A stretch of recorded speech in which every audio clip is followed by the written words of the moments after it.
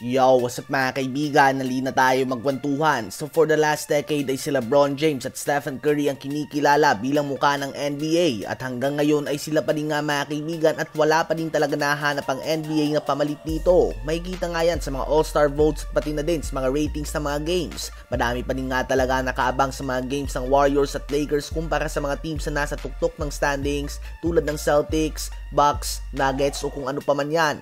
Well, ngayon nga ay trending ang sitwasyon ni Ja Morant kung saan naglabas ito ng baril habang nasa club at nahaharap ito sa posibleng 50 games or more na suspension. Bukod dyan ay may mga police report din siyang haharapin matapos lang ang issue na kinabibilangan niya ngayon. Si Ja Morant mga kaibigan na isa sa mga top young players sa NBA ngayon. Inaasahan na siya na sana ang susunod na great point guard of this generation. At dahil dyan ay binibuild up na nga sana siya ng media bilang isa sa mga candidates bilang sunod na mukha ng NBA. Ganun pa man ngayon nga ay good luck na lang na gawin na mukha ng NBA ang isang player na nantutok ng baril sa isang menor de edad. At dito nyo nga may realize na mahirap maghanap ng katulad ni LeBron James at Stephen Curry. Si LeBron nga ay nasa usapan ng greatest of all time. Hawak ang madaming records, 4-time champion and 4-time MVP. Ngunit wala nga itong bahid sa labas ng court. Wala itong kaso, walang problema sa pamilya, mabuting tatay sa kanyang mga anak, walang mga cheating allegations, positive drug test o kung ano pa man na issue. Ang tanging maririnig mo nga sa kanya ay ang kanyang I Promise School, pagtulong sa mga kapuspalad at overall positive lang talaga maririnig mo sa kanyang mga balita. Habang si Steph naman ay kinikilala bilang greatest shooter of all time, binago kung paano maglaro ng basketball ang mga players, 4-time NBA champion, nag-iisang unanimous MVP, good influence sa lahat, devoted sa kanyang faith sa Panginoon, maganda ang pamilya, mabuting ama, mabuting asawa, magaling din na businessman, matulungin at tulad na LeBron ay wala din talagang bahid sa labas ng court, walang kaso o mga reklamo sa kanya. Ang maabot nga ang certain level of success na naabot ni Steph at LeBron ng walang bahid na kahit anong negatibong bagay sa labas ng court, kakaiba nga ito mga kaibigan at hindi mo madalas makita.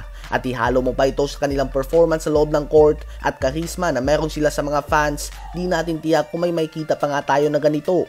Dahil noon nga ay si Magic Johnson at Larry Bird ang mukha ng NBA, ganun pa man nagpositive nga sa HIV si Magic at kinailangan niya mag-retire. Pumalit dito si Michael Jordan at alam nating lahat na may gambling problem si Jordan. Ganun pa man sa sobrang galing niya nga ay natabunan na ito. Kung magkampiyon ka nga ng 6 na beses at sobrang makarisma ka talaga sa mga fans, media na mismo ang gagawa ng paraan upang matago ang mga negatibong bagay sa iyo. Sumunod kay Jordan ay si Kobe Bryant. Malaking tulong nga kay Kobe na basically ay Jordan 2.0 ito. The way he plays and the way he carries himself. At parte nga siya ng sikat na franchise ng Lakers. May mga issue din nga noon si Kobe tungkol sa ibang babae.